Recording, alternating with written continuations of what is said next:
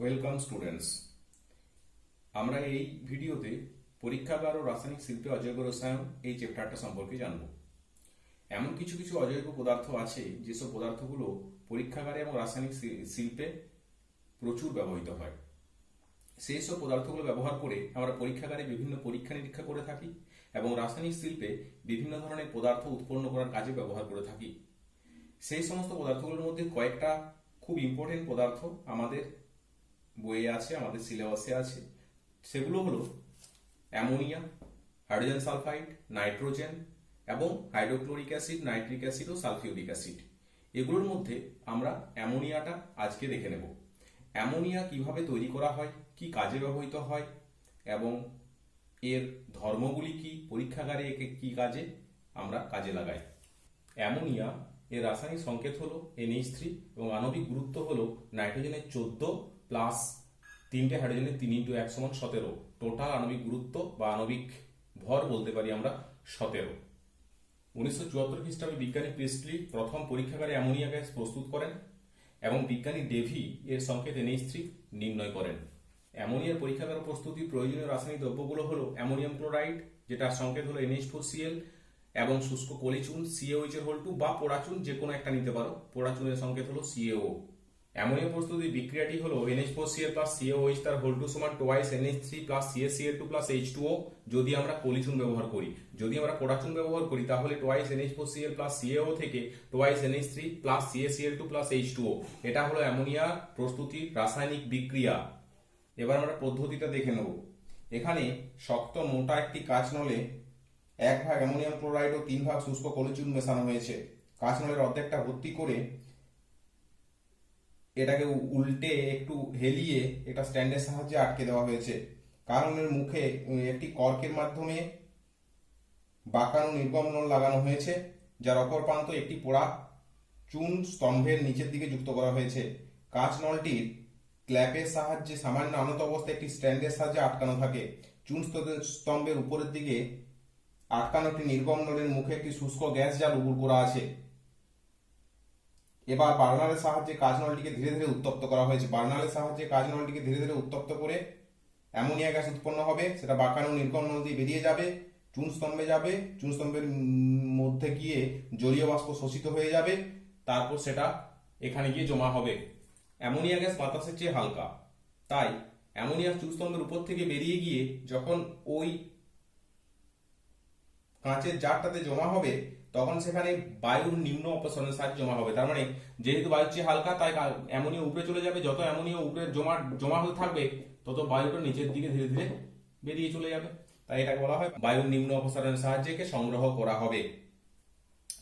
Ammonia শুষ্ক করতে আমরা এখানে চুন স্তম্ভ যেটা ব্যবহার করেছি সেখানে CaO ব্যবহার করা হবে। চুন স্তম্ভে CaO ব্যবহার করা হবে, কেননা জল শোষণ করতে পারে এই CaO।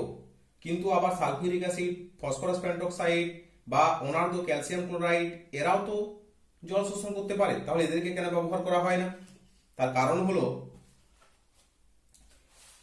যদি আমরা সালফিউরিক অ্যাসিড ব্যবহার করি, H2SO4 যদি ব্যবহার করি, তার সাথে অ্যামোনিয়া বিক্রিয়া করে NH4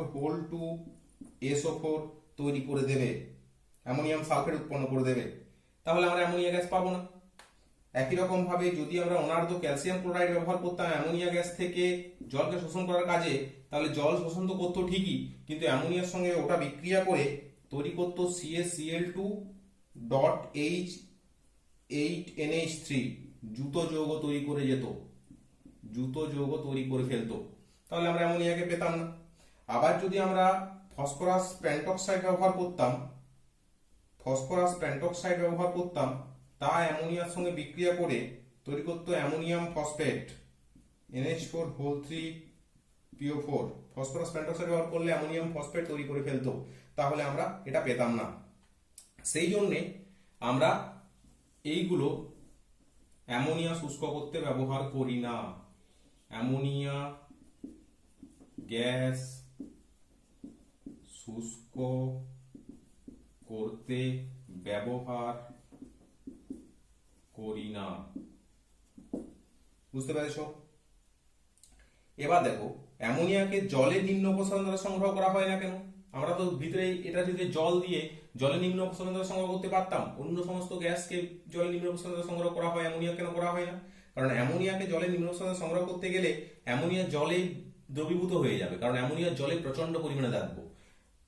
প্রায় 1 আয়তন জলে 1150 আয়তন অ্যামোনিয়া জলে দ্রবীভূত থাকে।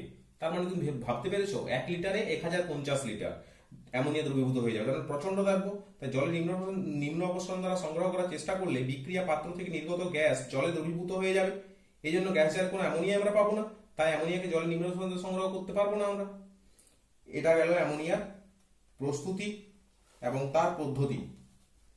অ্যামোনিয়ার ধর্মগুলো এবার আমাদেরকে জানতে হবে। অ্যামোনিয়ার ধর্ম 1 নম্বর হচ্ছে বর্ণহীন,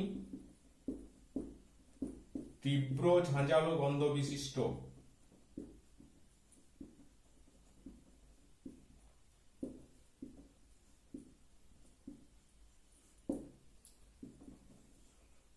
2 নম্বরে হচ্ছে জলে অত্যন্ত দ্রাব্য, জলে অত্যন্ত দ্রাব্য। 1 আয়তন জলে 1150 আয়তন অ্যামোনিয়া দ্রবীভূত হয়।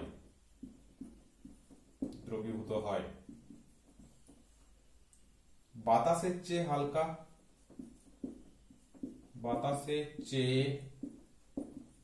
হালকা, এগুলো হচ্ছে ভৌত ধর্ম।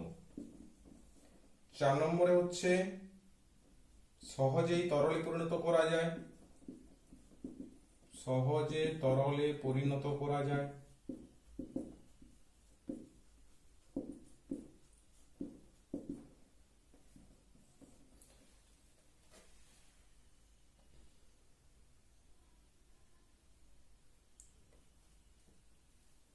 -33.41 ডিগ্রি সেন্টিগ্রেড উষ্ণতায়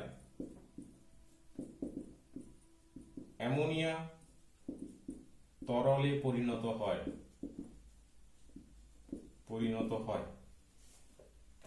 বুঝতে পেরেছো? তার মানে আমরা যদি -33-এ যাই, অ্যামোনিয়া গ্যাস নিলাম, দিয়ে টেম্পারেচার কমালাম, মাইনাসে গেলাম, -33.41 ডিগ্রি সেন্টিগ্রেডে অ্যামোনিয়া তরলে পরিণত হয়ে যাবে। যদি আমরা বায়ুমণ্ডলীয় চাপ বাড়াই তাহলে ওকে তরলে পরিণত করা যাবে। 6 অ্যাটমসফিয়ার বায়ুমণ্ডলীয় চাপে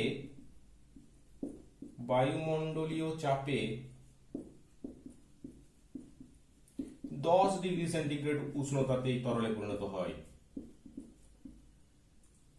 উষ্ণতায় অ্যামোনিয়া তরলে পরিণত হয়।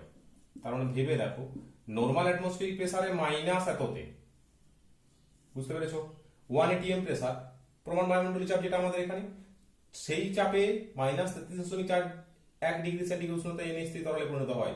কিন্তু যদি আমরা অ্যাটমসফিয়ারিক প্রেসারটাকে বাড়িয়ে দিই তাহলে অত টেম্পারেচার লাগবে না, +10এই NH3 তরলে পরিণত হয়ে যাবে। ওকে, আবার -77.7 ডিগ্রি সেন্টিগ্রেড উষ্ণতায় অ্যামোনিয়া জমে কঠিনে পরিণত হয়।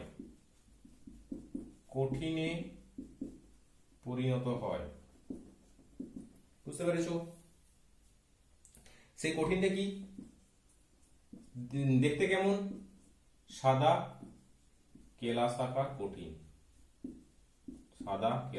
কঠিন তৈরি করে ফেলে।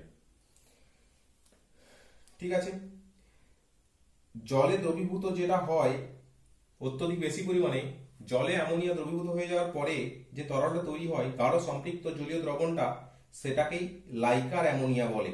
তার মানে অ্যামোনিয়া যে জলে দ্রবীভূত হয় তৈরি করে লাইকার অ্যামোনিয়া। অ্যামোনিয়া জলে দ্রবীভূত হয়ে পড়ে যে সম্পৃক্ত তরল তৈরি করে তাকে আমরা বলি লাইকার অ্যামোনিয়া। এইগুলো হলো অ্যামোনিয়া ভৌত ধর্মাবলী, এগুলো হলো সব ভৌত ধর্ম। লাইকার অ্যামোনিয়া কি? জলে দ্রবীভূত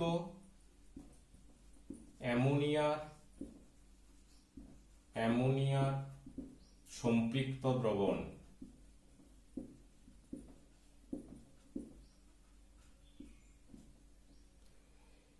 মোটামুটি 35% মাস বাই মাস, তার মানে 100 হলে তার মধ্যে 35% অ্যামোনিয়া জলে দ্রবীভূত থাকে, অ্যামোনিয়া দ্রবীভূত থাকে। তোমরা এটা বুঝতে পেরেছো?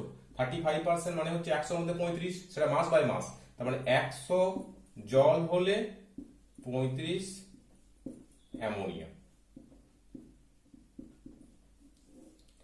এটা হচ্ছে লাইকার অ্যামোনিয়া বলে।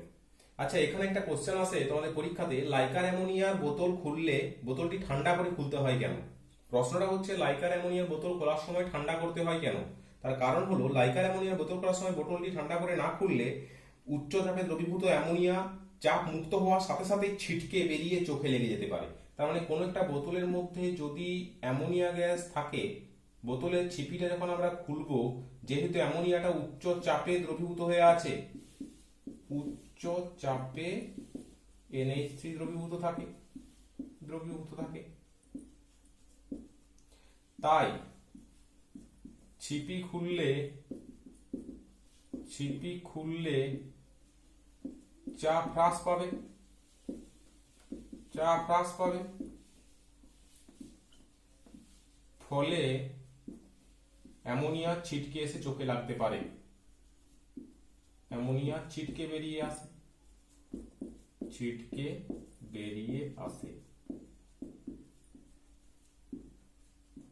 ফলে ছিটকে বেরিয়ে এসে চোখে লাগতে পারে বা গায়ে লাগতে পারে, সে জায়গাটা ক্ষতি করতে পারে। সেই জন্য অ্যামোনিয়া বোতল খোলার সময় ঠান্ডা করে খুলতে হবে। ঠান্ডা করলে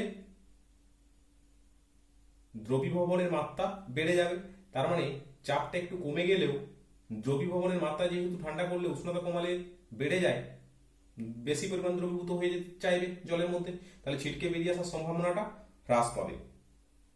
অ্যামোনিয়া রাসায়নিক ধর্ম 1 নম্বরে হচ্ছে অ্যামোনিয়া জলে দ্রবীভূত হয় ভীষণ বেশি পরিমাণে। অ্যামোনিয়া জলে দ্রবীভূত হলে তৈরি করে অ্যামোনিয়াম হাইড্রোক্সাইড। সেই অ্যামোনিয়াম হাইড্রোক্সাইড আবার একটা মৃদু ক্ষার, সেটা আবার জলে NH4 প্লাস অ্যামোনিয়াম এবং হাইড্রোক্সিল আয়নে ভেঙে থাকে। এখানে হাইড্রোক্সিল আয়ন তৈরি হয় বলে অ্যামোনিয়ার জলীয় দ্রবণ হয়ে যাবে ক্ষারীয়। OH মাইনাস মানে ক্ষার, তাই অ্যামোনিয়ার জলীয় দ্রবণ,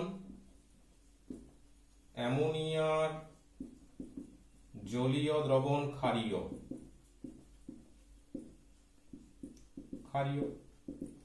অ্যামোনিয়া জলীয় দ্রবণ ক্ষারীয়, তাহলে এখানে লাল লিটমাসকে কি করবে? নীল করবে। লাল লিটমাসকে নীল করে। বুঝতে পেরেছো? 2 নম্বরে চলে এসো অ্যাসিডের সঙ্গে বিক্রিয়া।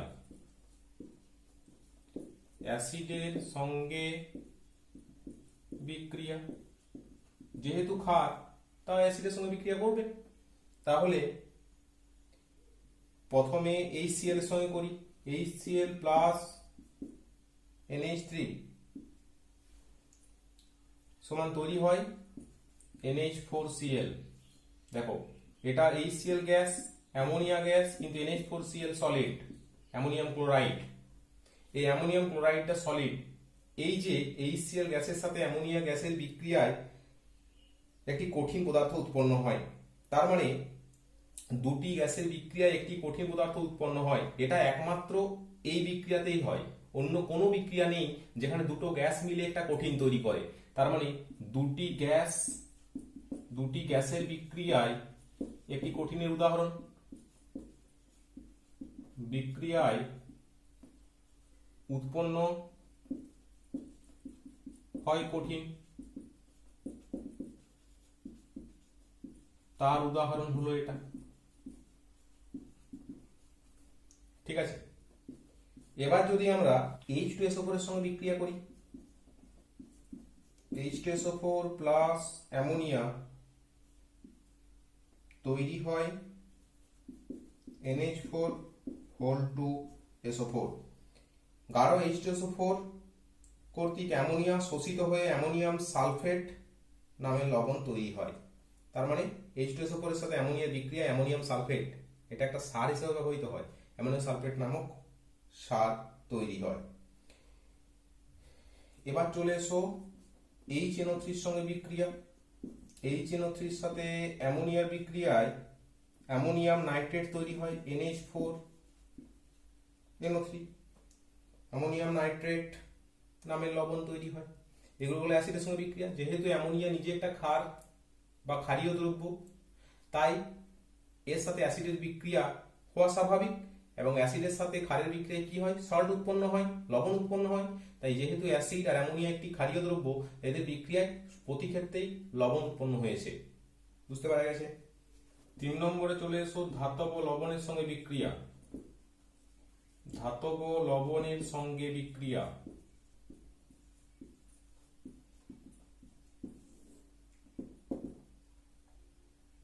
যেমন FeCl3 প্লাস অ্যামোনিয়া প্লাস জল তো দিতে হবে, তৈরি হবে FeO3 প্লাস NH4Cl। এই যে FeCl3 যেহেতু লবণ, তার সাথে অ্যামোনিয়ার বিক্রিয়া করাচ্ছি, জল দিতে হবে। জল দিয়ে FeCl3 এর সাথে অ্যামোনিয়ার বিক্রিয়া করালে ফেরিক হাইড্রোক্সাইডের বাদামি বর্ণের প্রেসিপিটেট পড়বে, অধক্ষেপ পড়বে, এদিকে চিহ্ন মানে অধক্ষেপ, আর NH4Cl তৈরি হবে। একই রকম ভাবে AlCl3 plus NH3 plus H2O, এই বিক্রিয়াতে অ্যালুমিনিয়াম হাইড্রোক্সাইডের প্রেসিপিটেট পড়বে আর NH4Cl তৈরি হবে। এখন দেখব খুব ইম্পর্টেন্ট একটা রিঅ্যাকশন, কপার সালফেটের সাথে অ্যামোনিয়ার বিক্রিয়া। কপার সালফেটও একটা লবণ, তার সাথে অ্যামোনিয়া বিক্রিয়ায় প্রথম স্টেপে তৈরি করবে CuSO4 CuOH2, এর অধক্ষেপ তৈরি করবে কপার সালফেট। কিউপ্রিক হাইড্রোক্সাইড, এটা নীলাভ সাদা অধক্ষেপ করবে, তার মানে এটা খুব বেশি গাঢ় নয়। আর এর সাথে তৈরি করবে NH4 কিন্তু যদি আমরা অতিরিক্ত অ্যামোনিয়া যোগ করে দিই, তাহলে কিন্তু এটা পরিবর্তিত হয়ে গাঢ় নীলবর্ণ তৈরি করবে। তার মানে CuSO4.CuOH2 plus NH3 plus H2O, এটা আবার যোগ করেছি, আর তার সাথে কে ছিল, NH4.2SO4 ছিল আগে থেকে। তার মানে আমরা এই মিক্সচারটার সাথে অতিরিক্ত অ্যামোনিয়া যোগ করে দিয়েছি। তাহলে কি তৈরি হবে, এই নীলাভ সাদা অধক্ষেপটা গুলে গিয়ে এটা নীল বর্ণের দ্রবণ তৈরি করবে, গাঢ় নীল বর্ণের। সেটা সংকেত হবে CuNH3 4SO4 প্লাস 8H2 তৈরি করবে, এটা গাঢ় নীল বর্ণ। তার মানে অ্যামোনিয়াম সালফেট, কিউপ্রো অ্যামোনিয়াম সালফেট, যেটার নাম হচ্ছে টেট্রাঅ্যামিন কপার সালফেট, এটার নাম হচ্ছে tetraammine copper sulphate. Tetraammine copper sulphate তৈরি করবে, ফলে পুরো দ্রবণটা নীল বর্ণের হয়ে যাবে। তার মানে প্রথমে ভালো করে খেয়াল করো, প্রথমে কপার সালফেট নিয়ে তার মধ্যে অ্যামোনিয়া জলীয় দ্রবণ যোগ করেছি, অ্যামোনিয়া আর জল মানে জলীয় দ্রবণ যোগ করেছি, ক্ষারকীয় কপার সালফেট আর কিউপ্রিক হাইড্রোক্সাইড, এর নীলাভ সাদা বর্ণের অধক্ষেপ পড়বে আর অ্যামোনিয়াম সালফেট তৈরি হবে। যদি আমরা অত্যধিক বেশি পরিমাণে অ্যামোনিয়া দ্রবণ জলীয় দ্রবণটা যোগ করে দিই, তাহলে দেখবো ওই অধক্ষেপটা গুলে গিয়ে গাঢ় নীল বর্ণের দ্রবণটা করে দিয়েছে, পুরো দ্রবণটা গাঢ় নীল বর্ণের হয়ে গেছে। তার কারণ হলো এখানে টেট্রামিন কপার সালফেট তৈরি হয়েছে, তার জন্য পুরো দ্রবণটা গাঢ় নীল বর্ণের হয়ে গেছে। 4 নম্বরে চলে এসো অ্যামোনিয়ার জারণ ধর্ম। অ্যামোনিয়ার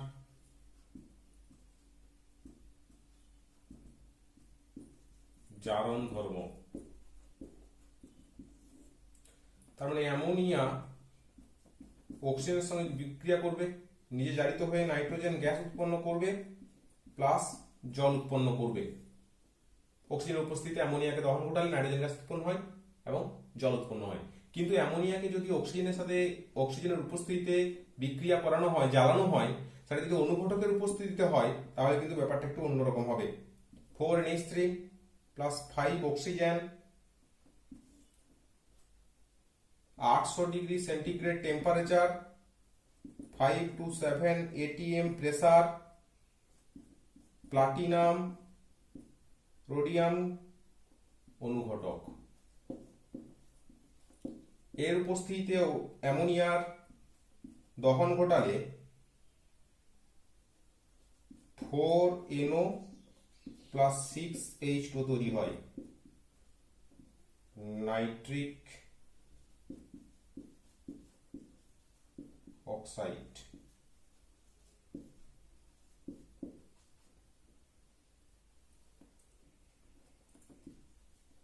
অ্যামোনিয়া এবং বায়ু অক্সিজেনের মিশ্রণকে প্রায় 800 ডিগ্রি সেন্টিগ্রেড তাপমাত্রায় উত্তপ্ত প্লাটিনাম বা প্লাটিনাম রোডিয়াম ধাতু সংকরের তৈরি তারজালের উপর দিয়ে চালনা করলে অ্যামোনিয়া নাইট্রিক অক্সাইডে জারিত হয়। এই বিক্রিয়াটি নাইট্রিক অক্সাইডের শিল্প উৎপাদনে ব্যবহৃত হয়।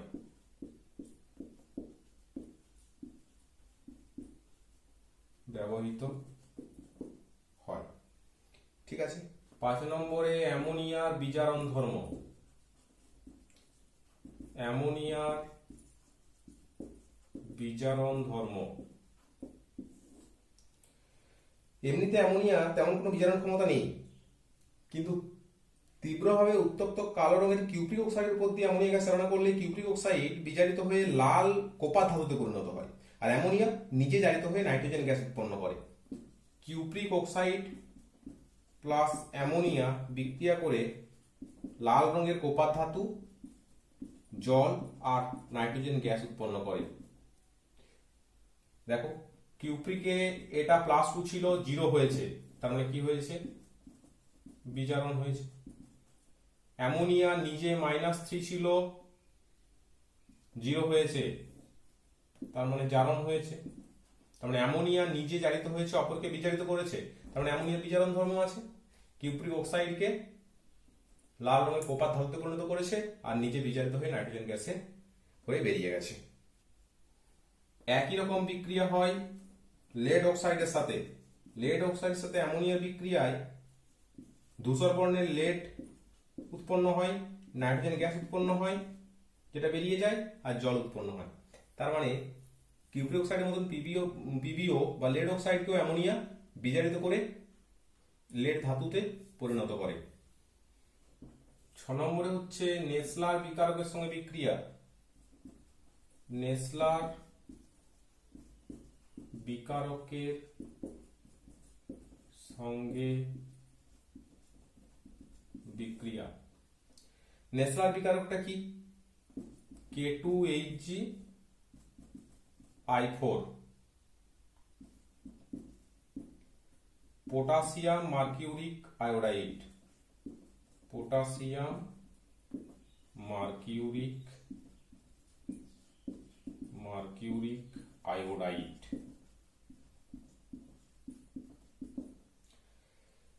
ক্ষারীয় নেসলার বিকারের সঙ্গে অ্যামোনিয়া বিক্রিয়া করে কি উৎপন্ন হয়? Twice K2HgI4 plus KOH plus ammonia উৎপন্ন হয় HgOHgNH2 তার হোল 2 বাদামি বর্ণের পদক্ষেপ তৈরি করে, প্লাস 7Ki প্লাস H2O তৈরি করে। এই যে বাদামি বর্ণের অধক্ষেপ যেটা অ্যামোনিয়া শনাক্তকরণে ব্যবহৃত হয়, তার মানে অ্যামোনিয়ার সাথে ক্ষারীয়, এরকম KOH দেওয়া আছে, ক্ষারীয় নেসলার বিকারক পটাশিয়াম মার্কিউরিক আয়োডাইড, ক্ষারীয় নেসলার বিকারের সঙ্গে বিক্রিয়া একটা বাদামি বর্ণের অধক্ষেপ তৈরি করে এবং তার সাথে Ki প্লাস H2O তৈরি করে। তো জায়গা থেকে অ্যামোনিয়া গ্যাস বেরোচ্ছে কিনা বোঝার জন্য গ্যাসটাকে নেসলার বিকারকের মধ্যে যদি পাঠানো হয়, তাহলে এই বাদামি বর্ণ অধক্ষেপ যদি পড়ে তাহলে আমরা বুঝতে পেরে যাব যে ওখানে গ্যাসটা অ্যামোনিয়া আছে। অ্যামোনিয়ার ক্ষারীয় ধর্ম।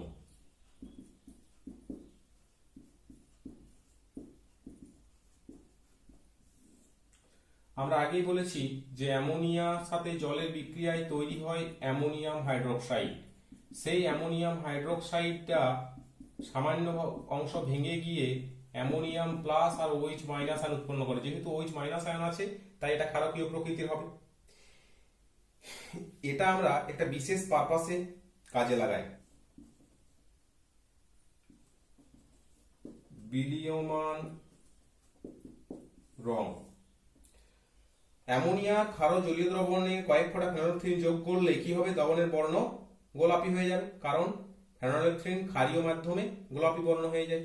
তাহলে আমরা যদি অ্যামোনিয়া জলীয় দ্রবণে ফেনোলেফথ্রিন যোগ করি, এখানে যদি আমরা ফেনোলেফথ্রিন দিই, ফেনোলেফথ্রিন তাহলে কি হয়ে যাবে? গোলাপি বর্ণ হয়ে যাবে, গোলাপি বর্ণ হয়ে যাবে, কারণ ক্ষার মাধ্যমে গোলাপি বর্ণ হয়ে যায়। এটা ক্ষার মাধ্যম, ফেনোলেফথ্রিন দিয়েছি ক্ষার মাধ্যমে গোলাপি বর্ণ হয়ে গেছে। এই গোলাপি বর্ণটা যদি আমরা কোনো সাদা জামা কাপড়ের গায়ে লাগাই তাহলে সেই জায়গাটা গোলাপি হয়ে যাবে, কিন্তু খানিকক্ষণ রেখে দিলে আমরা দেখব সে গোলাপি রংটা আর নেই, আবার সাদা হয়ে গেছে। কেন? তার কারণ হচ্ছে যেহেতু আমরা ফেনোলেফথ্রিনকে অ্যামোনিয়াম হাইড্রোক্সাইডের দ্রবণে দিয়েছিলাম, আর অ্যামোনিয়াম হাইড্রোক্সাইডে যেহেতু OH মাইনাস আয়ন ছিল তাই ক্ষারকীয় ধর্ম ছিল, তাই ক্ষারকীয় মাধ্যমে ফেনোলেফথ্রিন গোলাপি বর্ণ ধারণ করেছে, এটা ঠিক। কিন্তু যদি আমরা খানিকক্ষণ ধরে ওটাকে বাতাসে রেখে দিই তাহলে ওই অ্যামোনিয়ার জলীয় দ্রবণ থেকে অ্যামোনিয়া গ্যাসটা উড়ে চলে যাবে, তাহলে জলীয় দ্রবণটা ক্ষারকীয় যে ধর্মটা সেটা নষ্ট হয়ে যাবে। তার মানে তখন আর ফেনোলেফথ্রিনটা গোলাপি বর্ণ থাকবে না, আবার ফিরে সাদা হয়ে যাবে। নিউট্রাল মিডিয়ামে ফেনোলেফথ্রিন সাদা বর্ণের হয়, তাহলে যখন অ্যামোনিয়া উড়ে চলে যাবে তখন শুধু জল পড়ে থাকবে, সেটা নিউট্রাল মিডিয়াম, সেখানে তো ফেনোলেফথ্রিন কোনো কালার দেখানোর কথা নয়, তাই ফেনোলেফথ্রিন সেখানে আবার সাদা বর্ণ ফিরিয়ে দেবে। এই যে ক্ষারীয় মাধ্যমে ফেনোলেফথ্রিনের গোলাপি বর্ণ, এটাকে বলা হয় বিলীয়মান রং। কেন না কিছুক্ষণের মধ্যে এটা আবার বিলিয়ে যায়, তার মানে এটা বিলীন হয়ে যায়। অ্যামোনিয়া উড়ে চলে গেলেই আবার বর্ণটা ফিরে সাদা হয়ে যাবে।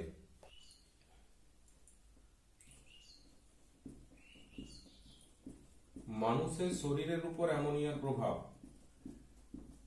মানুষের শরীরের উপর অ্যামোনিয়ার প্রভাব।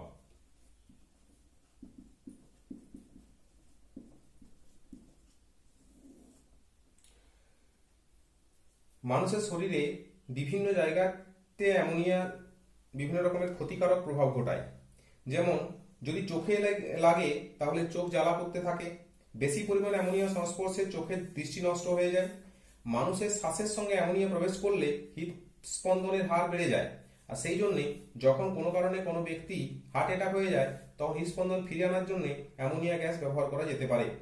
তবে ফুসফুসে অতিরিক্ত অ্যামোনিয়া প্রবেশ করলে কিন্তু হৃদস্পন্দন অত্যধিক হারে বেড়ে গিয়ে মৃত্যুও হতে পারে।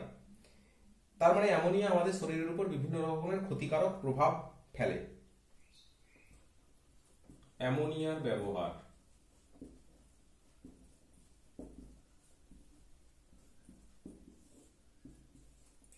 প্রথমে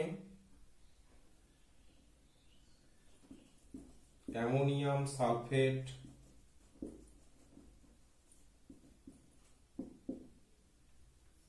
ইউরিয়া প্রভৃতি সার উৎপাদনে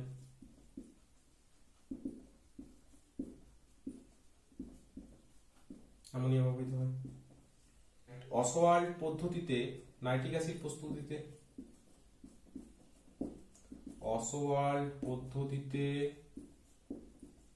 নাইট্রিক অ্যাসিড প্রস্তুতিতে অ্যামোনিয়া ব্যবহৃত হয়। নাইট্রিক অ্যাসিড প্রস্তুতিতে অ্যামোনিয়া ব্যবহৃত হয়। বরফ তৈরির কারখানায় এবং হিমঘরে কোল্ড স্টোরেজ, হিমঘরে নিম্ন উষ্ণতা তৈরি করতে NH3 ব্যবহৃত হয়। আরো অনেক আছে, আমি কয়েকটা লিখলাম। আচ্ছা, এখানে এই যে বরফ তৈরির কারখানায় এবং হিমঘরে নিম্ন উষ্ণতা তৈরি করতে অ্যামোনিয়া ব্যবহৃত হয় কেন? তার মানে হিমায়ক হিসেবে ব্যবহৃত হয়। এটা আমরা বলতে পারি হিমায়ক হিসাবে ব্যবহৃত হয়, হিমায়ক হিসাবে ব্যবহৃত হয়।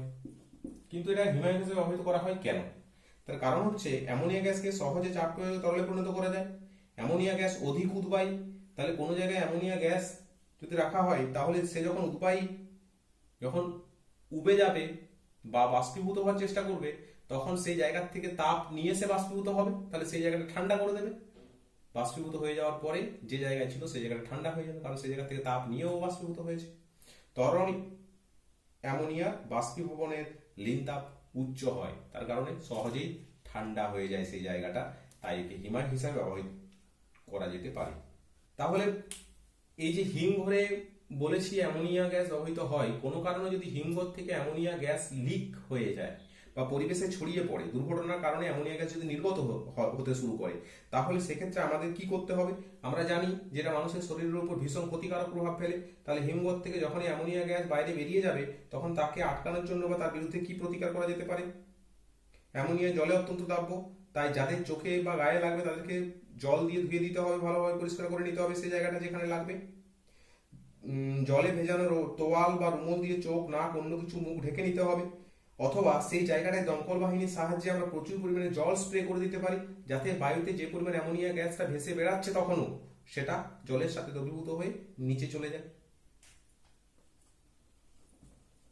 অ্যামোনিয়া গ্যাসের শিল্প প্রস্তুতি।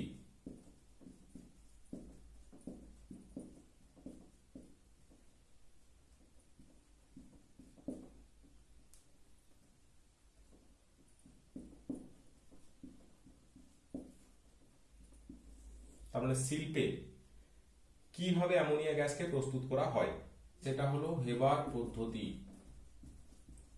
এখানে কি করা হয়? 1 আয়তন নাইট্রোজেন প্লাস 3 আয়তন হাইড্রোজেন, তার মানে অনুপাতটা কত? নাইট্রোজেন আর হাইড্রোজেনের 1:3। এই অনুপাতটাকে মিশিয়ে Fe চূর্ণ, K2O প্লাস Al2O3 এগুলো অনুঘটক। তাহলে Fe চূর্ণ, K2O মানে হচ্ছে পটাশিয়াম অক্সাইড, Al2O3 মানে হচ্ছে অ্যালুমিনিয়াম অক্সাইড বা অ্যালুমিনা, এইগুলো অনুঘটক হিসেবে ব্যবহার করা হয়।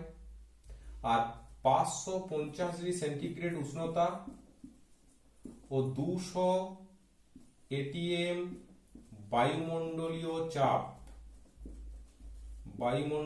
চাপ প্রয়োগ করে 1 আয়তন নাইট্রোজেন গ্যাস আর 3 আয়তন হাইড্রোজেন গ্যাস থেকে 2 আয়তন অ্যামোনিয়া গ্যাস প্রস্তুত করা হয়।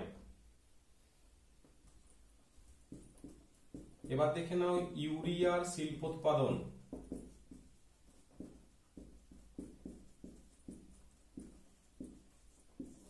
ইউরিয়া একটি খুব ভালো রাসায়নিক দ্রব্য, যেটা আমরা বিভিন্ন পারপাসে ব্যবহার করে থাকি। ইউরিয়া অ্যামোনিয়া থেকেই পাওয়া যায়, তাই আমরা অ্যামোনিয়া যখন পড়ছি তখন অ্যামোনিয়া থেকে ইউরিয়া কিভাবে পাওয়া যায় সেটা আমাদেরকে দেখে নিতে হবে।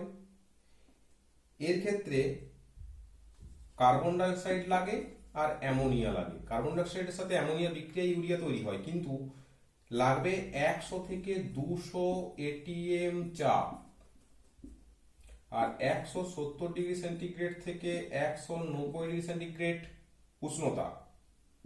তৈরি হয়ে যাবে NH2COO NH4। এখানে দুটো অ্যামোনিয়া লাগবে। এই যে NH2COONH4, এটার নাম হচ্ছে অ্যামোনিয়াম কার্বামেট। রাসায়নিক নাম অ্যামোনিয়াম কার্বামেট। এই অ্যামোনিয়াম কার্বামেটটা দ্বিতীয় ধাপে বিয়োজিত হয়। অ্যামোনিয়াম কার্বামেটটা 170 থেকে 190 যে উষ্ণতাটা দিয়েছি সেই উষ্ণতাতে বিয়োজিত হয়ে NH2 CO NH2 plus carbon dioxide. এই যে NH2 CO NH2 এটাই হচ্ছে ইউরিয়া।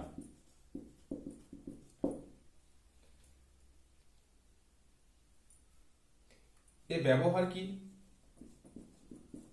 ইউরিয়ার ব্যবহার হলো 1 নম্বরে রাসায়নিক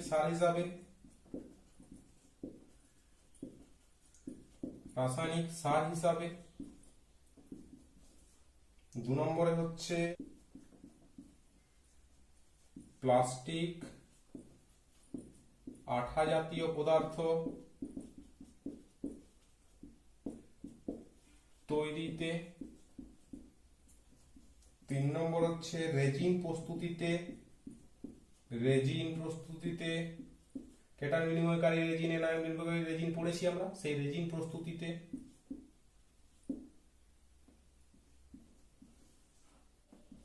রোমন্থক প্রাণীর ফুড সাপ্লিমেন্ট হিসাবে,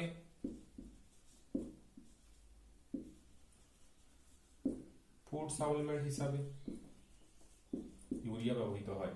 বাকি অজৈব পদার্থগুলো সম্পর্কে আমরা অন্য কোনো ভিডিওতে আলোচনা করব।